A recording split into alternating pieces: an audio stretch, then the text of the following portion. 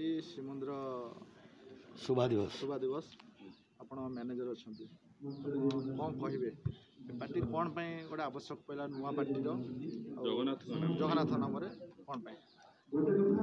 ସର୍ବପ୍ରଥମେ ମୁଁ ଆପଣଙ୍କ ଜରିଆରେ ଓଡ଼ିଶା ଯାତ୍ରା ଦର୍ଶକ ଯେଉଁ ଯାତ୍ରାକୁ ଭଲ ପାଆନ୍ତି ସେ ବନ୍ଧୁମାନଙ୍କୁ, ସେ ଦର୍ଶକ ଦେବତାଙ୍କୁ ମୁଣ୍ଡ ନୁଆଇଁ ପ୍ରଣାମ କରୁଛି। ତା ସହିତ ମୋର ମିଡ଼ିଆ ବନ୍ଧୁମାନଙ୍କୁ କୃତଜ୍ଞତା ଜ୍ଞାପନ କରୁଛି। କଥା ହେଉଛି ଆଜି ହେଉଛି ପୁଷ୍ୟାଭିଷେକ, ଗୋଟେ ପୁଣ୍ୟତିଥି। ମହାପ୍ରଭୁ ଜଗନ୍ନାଥ 4.5 କୋଟି ଓଡ଼ିଆଙ୍କର ଆରାଧ୍ୟ ଦେବତା। ଆଜି ଦିନରେ ଆମେ ଆମ ଯାତ୍ରା ଅନୁଷ୍ଠାନ, ନୂଆ ଯାତ୍ରା ଅନୁଷ୍ଠାନ ନାମକରଣ ରଖିଛୁ ଶ୍ରୀମନ୍ଦିର। ଏବଂ କାହିଁକି ଆପଣଙ୍କ ପ୍ରଶ୍ନ। କଥା ହେଉଛି ବର୍ତ୍ତମାନ ଯାତ୍ରା ଯେଉଁ 200 ବର୍ଷର ପରମ୍ପରା, ମାନେ ଓଡ଼ିଶା ମନୋରଞ୍ଜନ କ୍ଷେତ୍ରରେ ଗୋଟେ ସିଂହଭାଗ ନାହିଁ 90 ଭାଗ ଅଧିକାରୀ। କିନ୍ତୁ ଯାତ୍ରାକୁ ନେଇ ବର୍ତ୍ତମାନ ବୁଦ୍ଧିଜୀବୀ ମହଲରେ ଗୋଟେ ଭ୍ରୁକୁଞ୍ଚନ ଆରମ୍ଭ ହୋଇଛି। କ'ଣ? ଯାତ୍ରାକୁ ଅଶ୍ଳୀଳତା ପଶି ଆସିଛି। କେହି ହୁଏତ ପ୍ରଶ୍ନ କରିପାରେ ଆପଣଙ୍କର ତ ଆଉ 3ଟା ଅନୁଷ୍ଠାନ ଥିଲା, ଆପଣ କାହିଁକି ନୂଆ ଅନୁଷ୍ଠାନ କଲେ? ଠିକ୍ କଥା। ଆମେ ଯେଉଁ ପୁରୁଣା ଅନୁଷ୍ଠାନ ଅଛି, ବିଶେଷ କରି ମୁଁ ସୂର୍ଯ୍ୟ ମନ୍ଦିର ପାର୍ଟିକି ପରିଚାଳନା କରୁଛି।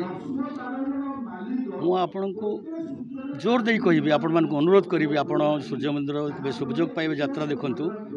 ଆପଣ ଅଶ୍ଳୀଳତାର ଚିହ୍ନବର୍ଣ୍ଣ ପାଇବେନି। ଯେଉଁମାନେ ନଗ୍ନତାକୁ ପ୍ରଶ୍ରୟ ଦେଉଛନ୍ତି କମିଟି ବନ୍ଧୁମାନଙ୍କ ଜରିଆରେ, ଯେଉଁମାନେ ଏଇ ଯେଉଁ ଆଇଟମ୍ ଆଳରେ ନଙ୍ଗଳା ନୃତ୍ୟ ପ୍ରଦର୍ଶନ କରୁଛନ୍ତି, ସେମାନଙ୍କର 100 ମାଇଲ ଦୂରରେ ସୂର୍ଯ୍ୟ ମନ୍ଦିର ମଞ୍ଚ। ଆମେ ଆଜି ପୁଣ୍ୟତିଥିରେ ମୋର ପ୍ରଯୋଜକ ଇଞ୍ଜିନିୟର ପ୍ରମୋଦ କୁମାର ସ୍ୱାଇଁ, ତାଙ୍କ ସହିତ ଆଲୋଚନା ବିଚାର ବିମର୍ଶ କରି ଏଇଥିପାଇଁ ନିଷ୍ପତ୍ତି ନେଲୁ ଯେ ଶ୍ରୀମନ୍ଦିର ଶ୍ରୀନଅର ମହାପ୍ରଭୁଙ୍କର ବାସସ୍ଥଳୀ, ଆମ ଆରାଧ୍ୟ ଦେବତାଙ୍କର ବାସସ୍ଥଳୀ, ତାଙ୍କ ନାଁରେ ଆମେ କରିବା ଶ୍ରୀମନ୍ଦିର ଅନୁଷ୍ଠାନ। ଯେମିତି ଜଗନ୍ନାଥ ମହାପ୍ରଭୁ ଯେମିତି ପବିତ୍ର, ଆମ ପାଇଁ ମହାନ, ଆମ ଦେବତା, କଥା କୁହା ଠାକୁର, ଭାବର ଠାକୁର, ପ୍ରେମର ଠାକୁର, ଠିକ୍ ସେମିତି ଆମ ଶ୍ରୀମନ୍ଦିର ଯାତ୍ରା ଅନୁଷ୍ଠାନ ମହାପ୍ରଭୁଙ୍କ ପରମ୍ପରା ସହିତ ଯୋଡ଼ି ରହିବ। ଏହା ଆମର ଅଙ୍ଗୀକାରବଦ୍ଧ, ଆମେ ପ୍ରତିଶ୍ରୁତିବଦ୍ଧ। କେବେ ଦିଆଯିବନି। ପ୍ରାରମ୍ଭିକ ପର୍ଯ୍ୟାୟରେ ମୁଁ ଆପଣଙ୍କୁ ଗୋଟେ ଉଦାହରଣ ଦେଲି। ସୂର୍ଯ୍ୟ ମନ୍ଦିର ଅନୁଷ୍ଠାନ 6 ବର୍ଷ ହୋଇଗଲାଣି। ଆପଣ ଉଣ୍ଡାଳିକି ଦେଖନ୍ତୁ। ଆମେ କୌଣସି ପରିସ୍ଥିତିରେ ଆମେ